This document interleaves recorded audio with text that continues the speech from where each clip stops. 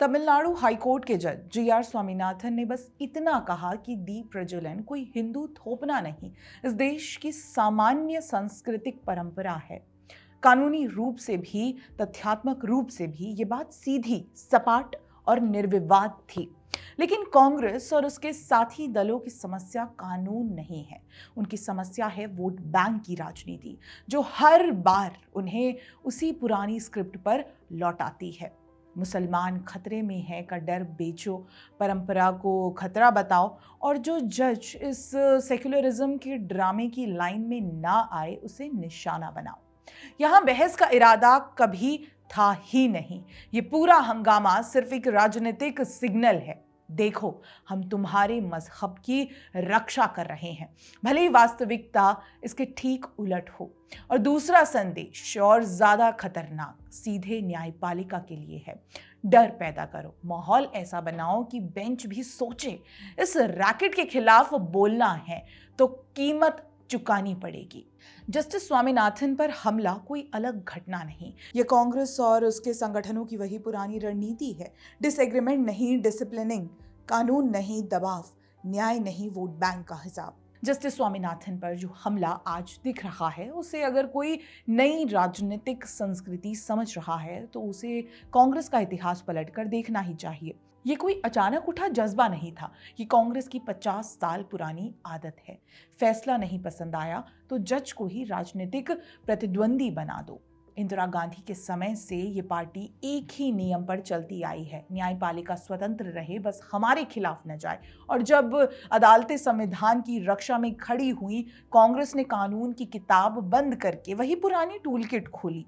वरिष्ठता तोड़कर अपने जज को ऊपर बिठाओ, जो अनुशासन में ना आए उसे दूसरे राज्य में फेंक दो, जो फैसला पसंद ना हो उसे जनता विरोधी बताकर रोड शो बना दो, और अगर डराना हो तो इम्पीचमेंट का तमाशा तैयार रखो। ये पार्टी न्यायिक असहमति को कभी कानूनी असहमति नहीं मानती, इसे हमेशा राजनीतिक बगावत की तरह ट्रीट करती है। इसलिए जस्टिस स्वामीनाथन का मामला अपवाद नहीं है, ये उस लंबी परंपरा की अगली कड़ी है जहां कांग्रेस हर बार यही दिखाती है कि जब संविधान और कांग्रेस के हित टकराते हैं तो कांग्रेस की पहली लड़ाई संविधान से ही शुरू होती है। कांग्रेस के लिए न्यायपालिका से असहमति कोई संवैधानिक संवाद नहीं होता, उसे तुरंत कंट्रोल का मुद्दा बना दिया जाता है। और इसका सबसे खुला, सबसे बेहिचक उदाहरण देश ने 1970s में देखा, सप्रेशन। इसका सबसे बड़ा उदाहरण है 1973 का केशव नंदा भारती केस, जिसने कहा संसद संविधान बदल सकती है पर उसका बुनियादी ढांचा नहीं तोड़ सकती। यानी कांग्रेस की शक्ति पर पहली बार एक संवैधानिक सीमा तय हुई। कांग्रेस का जवाब, सीनियर मोस्ट 3 जजों सलेट, हेडेज, ग्रोवर को एक झटके में किनारे फेंक दिया। Junior A.N. राय को चीफ जस्टिस बना दिया। ये नियुक्ति नहीं, ये एक दंडादेश था। हमारे समाजवादी एजेंडे को चुनौती दोगे तो कुर्सी छीन ली जाएगी। फिर आता है 1977 हाबीज कॉर्पस केस। इमरजेंसी में सवाल सिर्फ इतना था, क्या सरकार किसी को बिना वजह पकड़ ले तो भी अदालत में जाने का हक बचता है? कांग्रेस सरकार ने कहा नहीं, इमरजेंसी में कोई अधिकार नहीं होता। 4 जज मान गए, उन्होंने कह दिया नागरिक की आजादी भी सरकार की मर्जी पर है। सिर्फ जस्टिस HR खन्ना ने विरोध किया, उन्होंने साफ कहा इमरजेंसी हो या ना हो, जीवन और स्वतंत्रता कभी खत्म हो सकते हैं। बस यही इंदिरा गांधी भड़क गई। खन्ना साहब वरिष्ठ थे, अगला CJI बनना उनका अधिकार था, लेकिन कांग्रेस ने उन्हें ठुकरा दिया और उनसे जूनियर MH बेग को चीफ जस्टिस बना दिया। ये 2 घटनाएं सिर्फ इतिहास नहीं, ये कांग्रेस की सोच का एक्सरे है। जब कोई जज संविधान के तहत कांग्रेस की राह रोकता है तो कांग्रेस संविधान को बचाने वाले जज को ही हटाती है। इमरजेंसी सिर्फ जनता पर नहीं थी, ये बेंच पर भी लगाई गई थी। जिन हाईकोर्ट जजों ने हिम्मत करके कहा कि सरकार किसी को मन मर्जी से बंद नहीं कर सकती, कांग्रेस ने उन्हें अदालत में सम्मान नहीं, स्थानांतरण दिया। गुजरात हाई कोर्ट के जजों ने हिरासतों पर सवाल उठाए, तुरंत ट्रांसफर। दिल्ली, राजस्थान और अन्य हाई कोर्ट में भी यही पैटर्न, जिसने संविधान की बात की उसे जिले बदलकर चुप करा दिया गया। ये ट्रांसफर प्रशासनिक फैसला नहीं थे, ये एक संदेश थे। इमरजेंसी में सरकार ही कानून है और अगर तुम सरकार की लाइन से हटे तो कल तुम्हारी मेज किसी और शहर में होगी। न्याय का मतलब उस दौर में यही बना दिया गया था, जो फैसले सरकार को पसंद आए वही सही कानून, और जो सही कानून पर टिके रहे उन्हें बेंच पर नहीं सजा की फाइल में रखा जाएगा। इमरजेंसी ने बता दिया कि कांग्रेस अदालतों को स्वतंत्र संस्थान नहीं मानती, उसे सिर्फ उतनी ही स्वतंत्रता चाहिए जितनी उसकी राजनीतिक को खतरा ना पहुंचे। इमरजेंसी खत्म हुई लेकिन कांग्रेस की प्रवृत्ति नहीं। दबाव का तरीका बदला, इरादा वही रहा। नियुक्तियों पर सरकार का हाथ भारी रहे।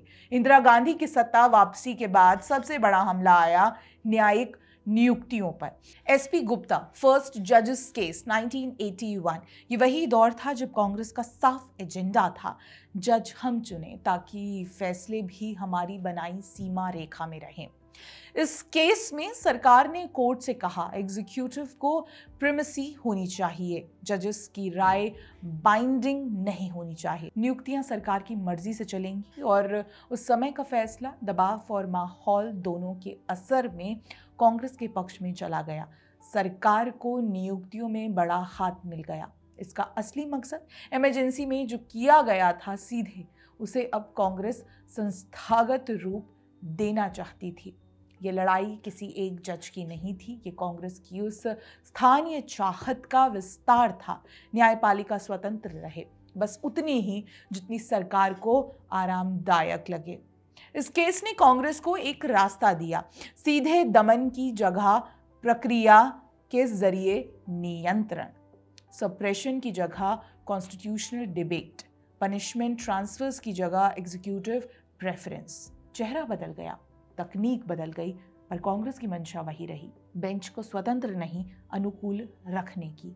कांग्रेस के लिए इम्पीचमेंट कभी नैतिक सुधार का रास्ता नहीं रहा, ये हमेशा एक राजनीतिक तलवार की तरह रहा जिसे जरूरत पड़ने पर किसी जज के सिर पर लटका दिया जाए। पहली बार सुप्रीम कोर्ट के जज पर महाभियोग की नौबत आई। जज समिति ने जस्टिस वी रामास्वामी के अनियमितताओं पर उंगली उठाई। लोकसभा में वोटिंग हुई, बहुमत हटाने के पक्ष में था, लेकिन कांग्रेस ने क्या किया? पूरी पार्टी ने सामूहिक रूप से एब्सटेन कर दिया। नतीजा, जज बच गए और पूरा देश समझ गया कि कांग्रेस का मकसद न्याय नहीं, अपना राजनीतिक बैलेंस बचाना था। यह था पहला संकेत कि कांग्रेस इम्पीचमेंट को सिद्धांत नहीं रणनीति की तरह देखती है। दशकों बाद वही पैटर्न दोहराया गया। कांग्रेस ने 2018 में चीफ जस्टिस दीपक मिश्रा के खिलाफ एक साफ तौर पर राजनीतिक इम्पीचमेंट नोटिस फाइल किया, ठीक उसी समय जब संवेदनशील राजनीतिक केस उनके सामने थे। नोटिस आधारहीन था, राज्यसभा चेयरमैन ने शुरुआती स्तर पर ही खारिज कर दिया, लेकिन कांग्रेस को अपनी जीत मैदानी नहीं संदेश में चाहिए था। जो फैसले हमें असुविधाजनक लगेंगे, हम तुम्हारी कुर्सी को ही सवाल बना देंगे। यही तो असली मकसद था, जज को गिराना नहीं, पूरा माहौल डराने का। इन दो घटनाओं ने कांग्रेस की एक साफ नीति उजागर की। फैसले कोर्ट में लड़ने की क्षमता कम, जज को घेरने की इच्छा ज्यादा और संविधान को ढाल बनाकर न्यायपालिका पर दबाव बनाने की आदत सबसे ज्यादा। इमरजेंसी के दौर में कांग्रेस का तरीका था सीधा हमला, कुर्सी छीनो, जज बदलो, ट्रांसफर कर दो। यूपीए के जमाने में वही मानसिकता बची रही, बस भाषा बदल गई। अब ये दबाव प्रक्रिया के नाम पर किया जाता है। यूपीए सरकार ने खुले टकराव की जगह धीमी व्यवस्थित बाधाओं को इस्तेमाल किया। महीनों तक सिफारिशें फाइलों में दबाकर रखना, नाम वापस भेजकर बेंच को थकाना, कुछ नामों पर चुप्पी साधकर पॉकेट विटो चलाना। ऐसे महसूस कराया गया कि नियुक्तियां कोर्ट नहीं सरकार की अनुमति में चलती हैं। ये सीधा दबाव तो नहीं, पर न्यायपालिका को लाइन में रखने का पुराना तरीका ही था। यूपीए जिस बिल को judicial standards and accountability bill 2010 कहकर लाई थी, उसका नाम भले ही नैतिक लगे, लेकिन इसकी असली संरचना सरकार को जजों के ऊपर बैठाती थी। बिल में क्या था? जजों की व्यवहार संहिता केंद्र सरकार तय करेगी, शिकायतें सीधे सरकार नियंत्रित समितियों में जाएंगी, जांच और अनुशासनात्मक प्रक्रिया में एग्जीक्यूटिव की मौजूदगी बढ़ जाएगी।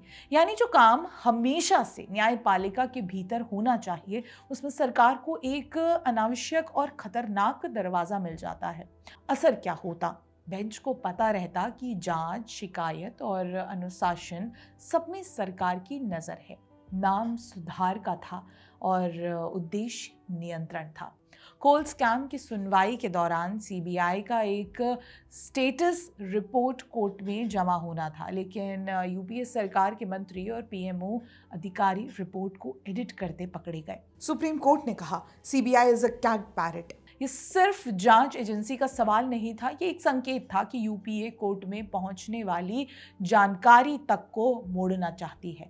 यानी बेंच के सामने सच नहीं, सरकार का वर्जन रखो।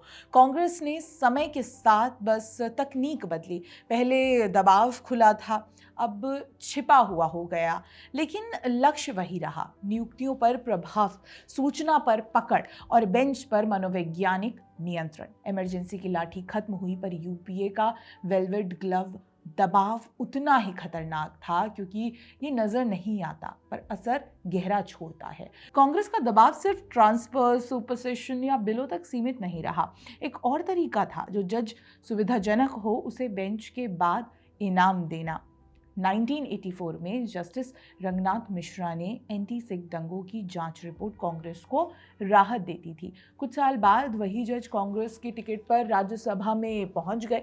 ये संदेश बेंच को खूब समझ आया। न्यायपालिका का दरवाजा बंद होता है तो राजनीति की कुर्सी खुल सकती है, बस राय सुविधाजनक होनी चाहिए। जस्टिस बहारुल इस्लाम तो राजनीति और जुडिशरी के साथ खो खो खेलते थे। पहले कांग्रेस के राज्यसभा सदस्य, फिर जज बने, फिर इस्तीफा देकर वापस कांग्रेस में लौट आए। न्यायपालिका के लिए यह सबसे खतरनाक मिसाल थी। बेंच और पार्टी के बीच सिर्फ एक रिवॉल्विंग डोर। इन दो घटनाओं ने एक साफ अनकहा नियम बना दिया, सरकार की लाइन पर चलो। राजनीति में प्रतिष्ठित जगह मिल सकती है, सरकार को चुनौती दो। ट्रांसफर, सुपरसेशन या महाभियोग की तलवार खींच जाएगी। बेंच को यह बताने की जरूरत ही नहीं रही कि कौन सा रास्ता सुरक्षित है और कौन सा महंगा। इन्हीं हरकतों की वजह से तो 11 सालों से मुंह की खा रहे हैं। जस्टिस जीआर स्वामीनाथन के खिलाफ आज जो शोर मच रहा है, इसे वाद विवाद समझना भूल है। ये सिर्फ वोट बैंक के सिग्नल हैं और बेंच को चेतावनी, क्योंकि कांग्रेस का इतिहास यही बताता है। कभी 3 सीनियर जजों को एक झटके में किनारे किया गया, कभी एचआर खन्ना जैसे सिद्धांतवादी को सजा दी गई, कभी हाई कोर्ट जजों को ट्रांसफर के नाम पर चुप कराया गया, कभी इम्पीचमेंट को राजनीतिक हथियार बनाया गया, कभी नियुक्तियों को फाइलों में सड़ाया गया, कभी अकाउंटेबिलिटी बिल के नाम पर पकड़ बढ़ाई गई और कभी पोस्ट रिटायरमेंट कुर्सियां इनाम बन गई। तरीके बदलते रहे, इरादा कभी नहीं बदला। इसलिए जस्टिस स्वामीनाथन पर हमला अलग घटना नहीं, ये उसी पुरानी किताब का ताज़ा पन्ना है जो राजनीति को असहज करे। उसे कोर्ट में नहीं, कटघरे में खड़ा करो। और यही फर्क पहचानने की ज़रूरत है। ये न्यायिक बहस नहीं, ये जज को डराने की राजनीति है। इस देश में संविधान को कभी सबसे बड़ा खतरा अदालतों से नहीं आया। खतरा हमेशा वहां से आया जहां राजनीति बेंच से वफादारी करती है, ना कि स्वतंत्रता। कांग्रेस का इतिहास यही कहता है, जब भी न्याय और सत्ता टकराते हैं, कांग्रेस न्याय की दीवार नहीं, जज को ही गिराने की कोशिश करती है। यही कहानी आज भी दोहराई जा रही है, बस चेहरों के नाम बदल गए हैं, सत्ता हाथ से निकल गई है, पुस्तक वही है।